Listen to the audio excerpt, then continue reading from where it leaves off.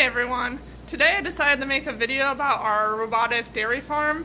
I know there's a lot of good videos out there about robots, but I'm going to give you more behind the scenes of what goes on. I know there's a lot of perception that we're not in with our cows as much since we have robots, but that's completely untrue. We still have to go through and check how the girls are doing, if they're walking fine, if anyone look ill. Also, if we need to do any treatment or breeding. Also with the robots, we're giving them more flexibility along with ourselves. If the cows want to get milked at 5 in the afternoon, they can get milked at 5 afternoon. If they want to get milked at 2 in the morning, they can get milked at 2 in the morning. So it gives them more flexibility, plus we're not tied down with certain milkings. So we used to do 3 times, now we're with robots 24/7. So we're not tied down to as many milkings, and they can get milked 2 to 6 times a day. So I'll just kind of show everyone the kind of behind the scenes things of how we manage and all the new information we're able to get. So one of the first things I do when I get here is to check out our fancy Lely computer to see what has been going on overnight and over yesterday. This morning we are at 101.6 pounds for the day, which is wonderful. Also for 103 pounds for the week. We got into some really good feeds, so they're feeling pretty good and milking pretty good right now. We're also at about 3 milkings a day for our average, and our refusals are a little over 1 refusal per cow. Refusals are cows that they just decided they wanted to go in the robot, but they couldn't get milked right away because they either didn't have enough milk to be able to get milked, or they didn't have enough time between milkings. One of my favorite cows is the refusal queen, and I will show you her thing in a little bit. Also, we have our rumination activity. We have these monitors on their collars that actually have a microphone and kind of listen to how much they're chewing. Sick cows won't be chewing their cud as much, so we can actually keep a track of who might be getting sick before we actually see the outside signs of them getting sick.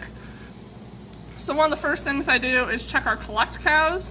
We do have north and south. We have 4 Lely robots, 2 on each side. So we're going to click on that. Right now, our lovely lady 1159 is at 20 hours, so I'm going to have to fetch her. We usually fetch anyone that's over 18 hours, and she's definitely over 18 hours, but she is a late lactation cow, so she's been milking for quite a while, and she's getting lazy and might not be giving us much milk. So 20 hours isn't crazy. We're also going to fetch these 2 ladies because they are only 4 and 6 days in milk, and we want to milk our fresh cows. Anyone that's been fresh or just calved within the last 10 days, we're going to fetch them. 1623 is a first time milk cow, so she's still kind of learning the robots, so we'll go ahead and fetch her. I was talking about the rumination thing, so our little rumination, where is it? Will kind of give us a graph of what is going on. So here's our pretty spot graph. So obviously we have a problem with right here, and that is 963, who's Galaxy. She had twins a while back and is just not taking off. So she's at 68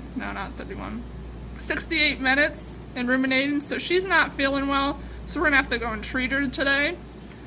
There are also a few low liners. So we'll have to look at 1594 and not 1069. This girl, she does not ruminate much. Not sure why, but I always, if anyone's below her, I always check her. And I was also talking about refusals. So Colette, who is a brown Swiss and my baby, she's the refusal queen. She likes to go to the robot, she likes to get a bite of feed, and then she leaves and she does laps. And I mean lots of laps. Let's see, so obviously right here, lots of lapping between 4:56 and 5:38. She did not have enough hours. She's got to have at least 5, it looks like. And she's getting close, but just not enough to be able to put her through and get her milked, but she's still getting that bite of feed, so she's pretty happy right now. Okay, so here's one of those activity graphs I was talking about with their ruminating collars. Kind of tells us how much they're ruminating, how much activity they have. This is for Dana, who is a Holstein. So our blue line right here is how much she's walking around. A few days ago she was in heat, so you saw a lot of walking around, a lot of movement, so we knew that was time for breeding. The blue line is her rumination, so that's how much she's chewing her cud. So she's pretty steady, so we haven't seen any problems with illness. And then the black line is milk production. So, and she's at about going around 110 or so pounds.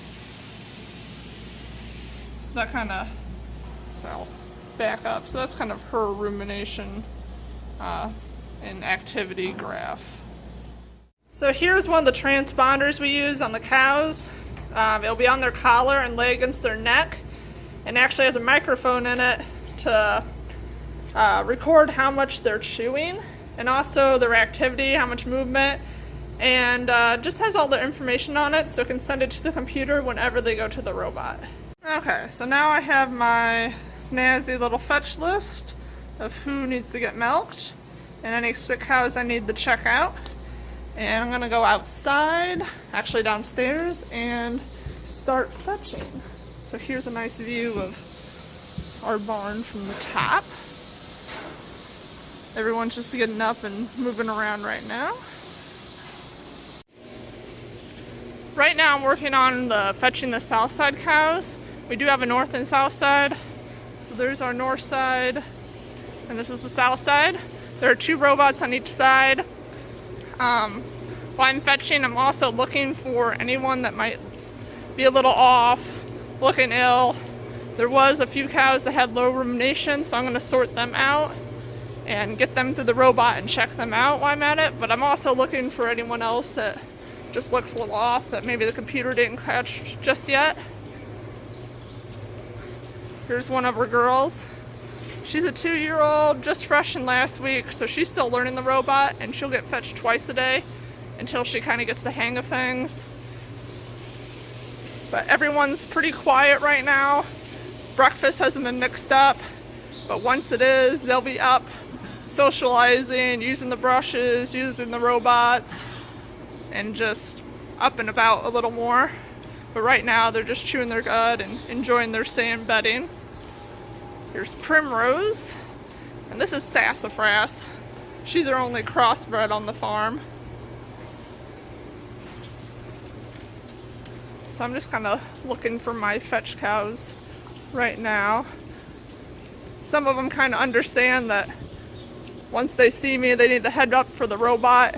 So they might be already up there anyways, but this girl is kind of a straggler. So here are 2 of our girls waiting to go on the robot. She's actually gonna go right now. But we put them in this pen if they're still learning. That way older cows, like Charlie, aren't always hogging the robot. And I guess she actually went through already without me knowing it. So this kind of gives them the chance to learn it. We'll pen them up until they're going by themselves and then kind of just let them go. So she might go too, or not. I'll probably have to put her through, but they'll learn. It just takes a few weeks and they'll be on their own then. So it's been about an hour and a half since I finished my fetching this morning. So all our learning 2-year-olds are already through the robot. So the gates are open and the rest of the herd can go through. So right now they are waiting in line to use the robot. They're getting a little more active now since it's been feeding time. So they're up eating, waiting to get milked, socializing, chilling out in their sand bedding. So they're pretty much laying on a beach all the time. So here's one of our robot rooms. Due to our setup, we get 1 robot per robot room. Some dairies have multiple robots per robot room. but just with our setup, this is what we can do. Right now we have a cow getting milked. So the first thing it's gonna do is actually gonna scrub the teats, make sure they're clean before attaching the milker.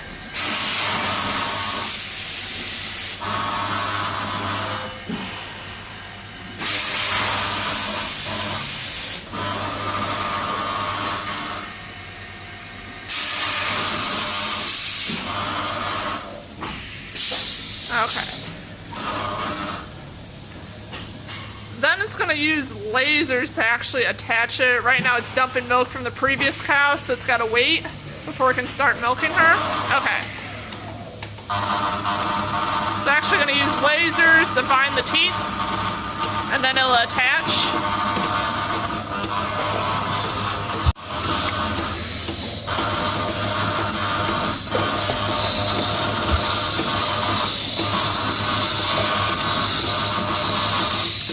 Is 3/4, so it's only going to milk 3 of her good quarters.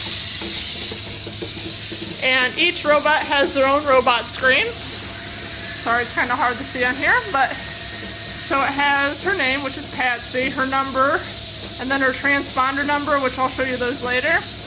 The neat thing about these, if I can get this to work. Okay. Is it's giving you the total milk yield she's giving right now, and then how long each quarter is actually milking.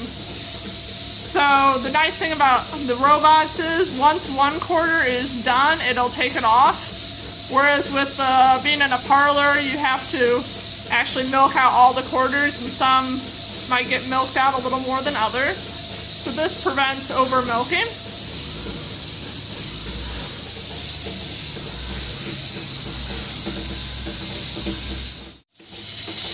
Patsy's getting close to the end of her milking, so it's already detached that front quarter, and once it finishes up the back two, it'll take them off just like that. Once she's finished milking, it'll actually spray her with a Post-it, which will prevent any bacteria getting up into her quarters until they can close up properly.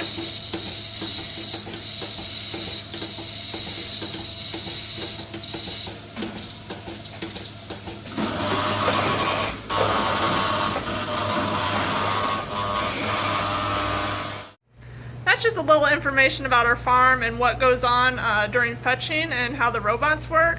The nice thing about the robots is with the flexibility that we're not tied down with certain milking times. Also, the cows can kind of go whenever they want. It kind of works out today because we're going to start chopping silage. We'll use it for feeding the cows all year long, so it's really important we get out of the field at the right time. So instead of having to be in the parlor milking, we can actually be out in the field a little longer and not have to worry about getting the cows milked on time because they're milking themselves. So I hope this gave you a little more information about robots and how they kind of work for us.